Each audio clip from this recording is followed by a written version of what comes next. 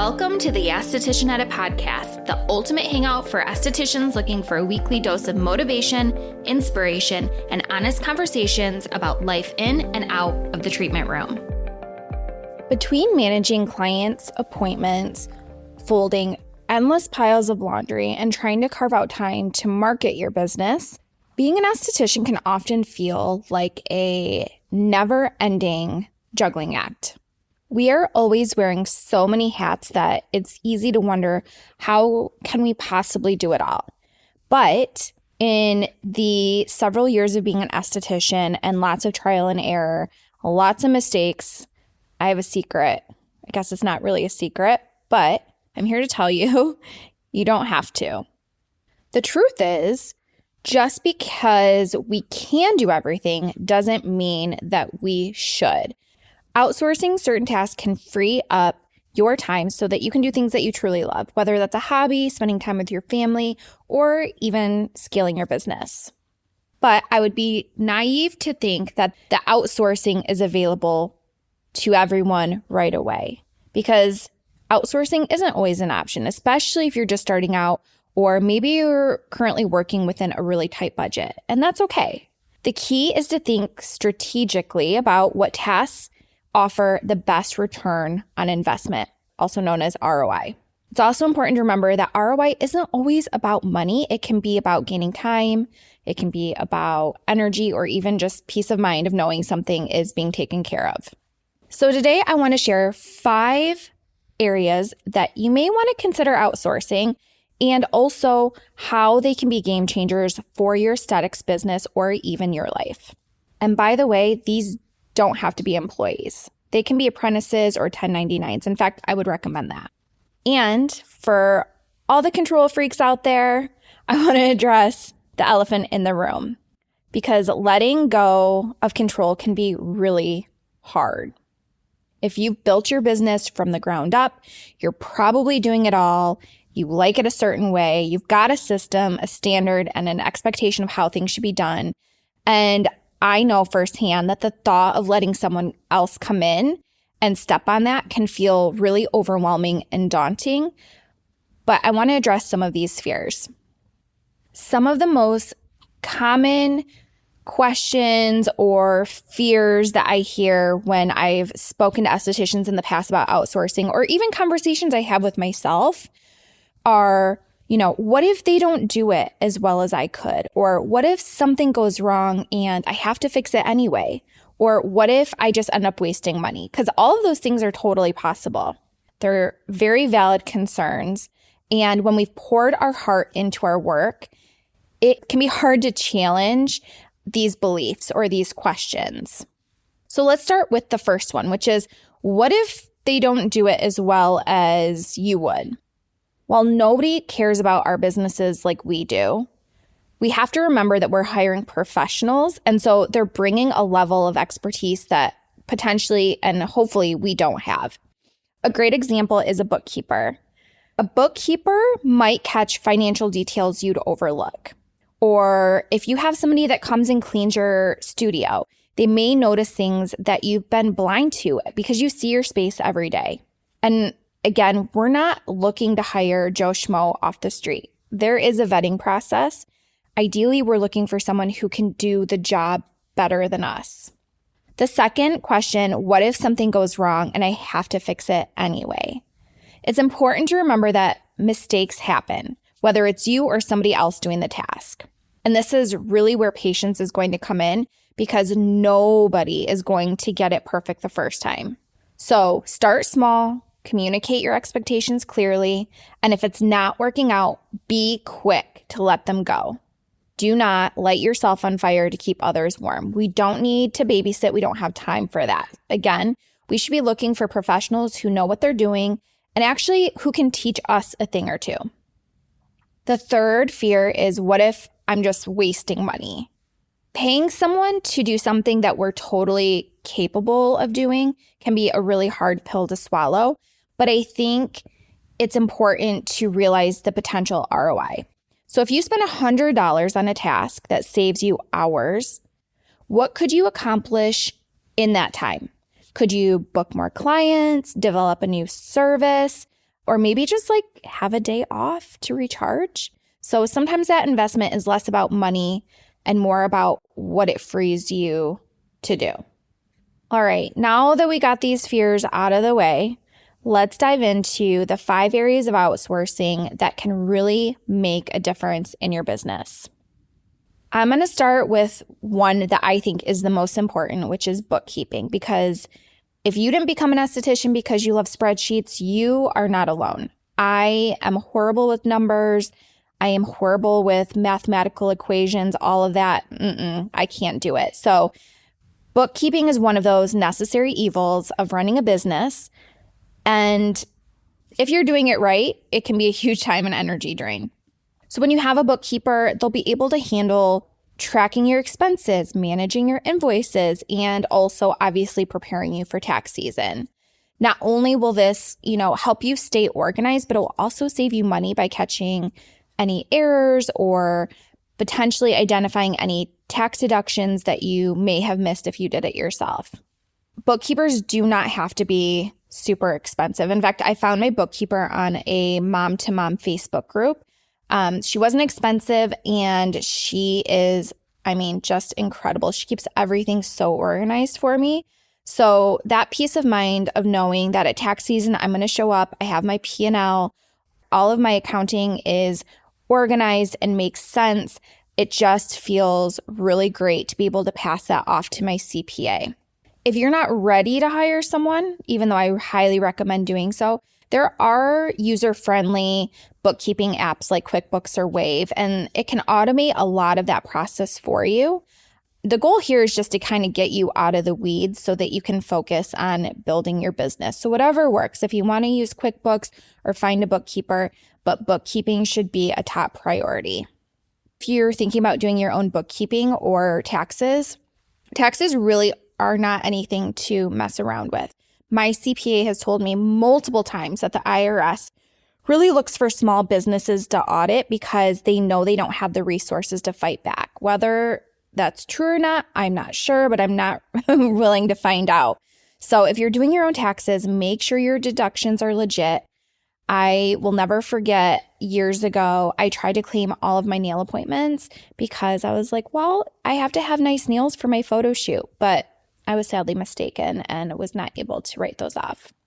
All right, so let's move on to email marketing and more specifically newsletters. Newsletters/emails, they're an amazing way to keep your clients engaged, and you don't need to send weekly emails to see results from email marketing, although I highly recommend you do that just to keep your business at top of mind. With a little upfront work, you can actually create automated email campaigns that practically run themselves. Okay, so imagine this. Your client gets a welcome email when they book their first appointment. You don't send it, it's automated. And then after their appointment, it triggers a flow to then send them a series of follow-up emails, thanking them, recommending personalized product recommendations, all without you lifting a finger. This is totally possible. Setting up these email flows might feel overwhelming, especially if you're not familiar with email marketing or Klaviyo or MailChimp. But this is the perfect task you can outsource to a professional, and I highly recommend checking out Upwork. It's usually a one-time expense, and it is on the pricier side, but it's something that will continue to deliver value for months and even years.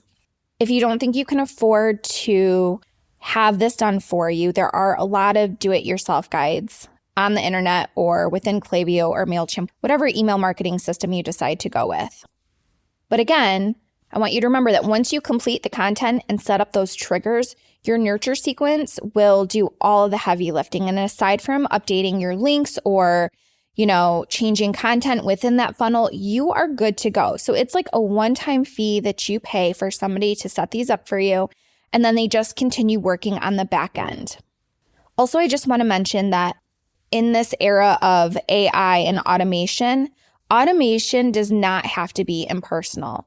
Make sure you're using your client's name in the emails and make the email feel like you're talking directly to them. I once heard the saying that AI should be used to automate, not alienate, and I absolutely agree and love that. The third is photography. I know there's so many subscriptions, photography subscriptions or free stock photos like Canva or stockphotos.com. In fact, we have one of our own photography subscriptions that you can purchase on our site. It's specific to estheticians, but I still always recommend having a branding photo shoot. It's important to remember that the photography that you use on your website and in your social media marketing, this is an important part of your brand. So using your own photography for your marketing purposes will help create a unique and authentic identity that will help resonate with your audience and build trust. Stock photos are super convenient. I've been known to use them as well, but it definitely does lack that personal touch and the specific representation that sets your brand apart from others. I know photography can be a little bit expensive, but there are often small business packages that won't break the bank, and you don't have to do one every month. You could do one yearly or seasonally. And also, you could always consider trading with your photographer. That's how I actually started, was doing facials for a mini photo shoot. Fourth, laundry. This task is never ending. Between sheets, towels, and robes, it can feel like you're spending half your week in the laundry room. But it doesn't have to feel that way.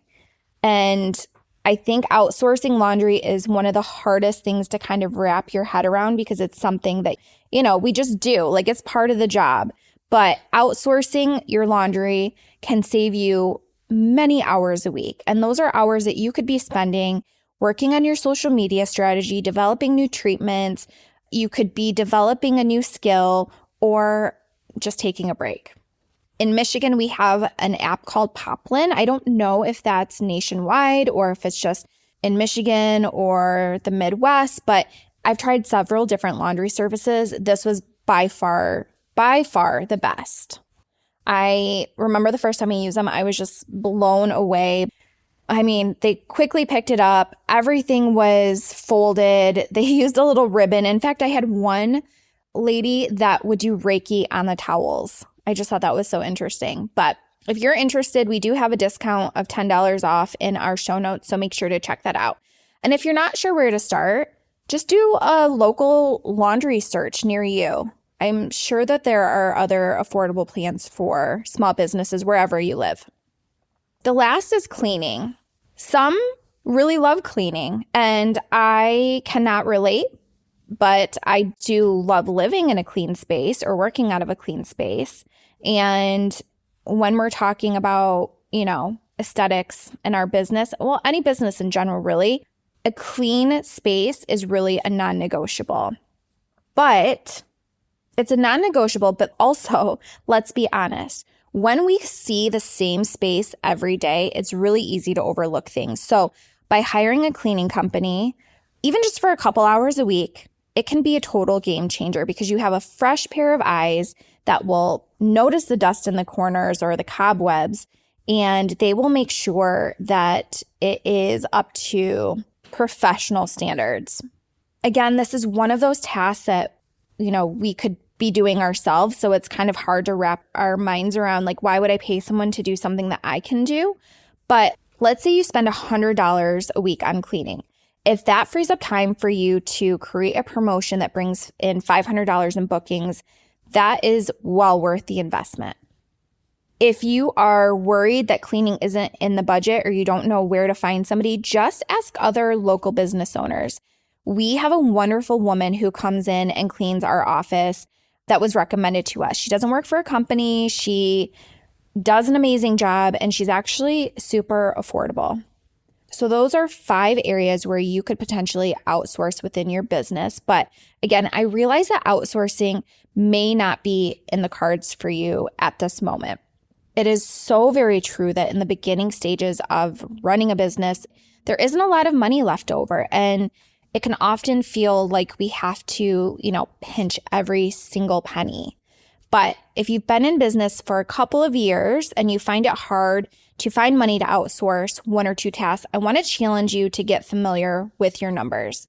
There are always areas where we can cut costs, and there are always ways that we can increase our revenue. It should be your goal and top priority to get your business running like a fine-oiled machine so that you can work on your business and not in your business. And I know that is a gray area for estheticians since technically we are in the treatment room. However, getting to a place where you can outsource is going to ultimately free up your time to work on things that actually help grow your business or give you the time to recharge your battery and hopefully avoid burnout. How I started outsourcing is I looked at my schedule and I asked myself, what's draining my time, or what are the tasks that I absolutely dread doing? And I'll be honest with you, there were quite a bit. But I then sat down and I kind of prioritized them where I needed the most help. Bookkeeping was number one because I'm horrible with numbers. But again, as a business owner, that is a non-negotiable. And then second was laundry. I already have a family to do laundry for. I do not want to spend any more time folding clothes, towels. I don't care what it is. I don't want to fold anything else. So I started small and I didn't outsource everything at once. I took my time, and honestly, I've canceled a lot of contracts and partnerships because I was really unhappy with their work. So you have to be prepared for that as well. I'll give you a quick example, which is hilarious now to look back on, but in the moment I was really furious because I paid her money. But I once hired someone to create some email funnels for me. And I'll never forget, I opened up the post-purchase email that was sent to customers after they purchased products. And it said, "Thank you for your purchase. Santa's elves are busy getting your order ready." Like, what? She was recommended to me, number one. So it's not like I just found her out of nowhere. And the email content was so horrible. I literally kept the flows, but then I had to change every single email. And I was really stressed out about it. But I've since found somebody else and it's all good. So as I wrap up today, I want you to remember that outsourcing doesn't have to be all or nothing. Even delegating one task can make such a big difference. And sometimes the ROI isn't financial. Remember, sometimes it's just about getting back time. When you free yourself from tasks that drain you, you can focus on things that truly matter. So take a look at your to-do list. What's one thing that you can let go of today? You might be surprised by how much it changes your business and your life. If you get a moment, I would be so grateful if you would like this episode or share it with a fellow esthetician. Thank you so much for tuning in, and I'll see you next week.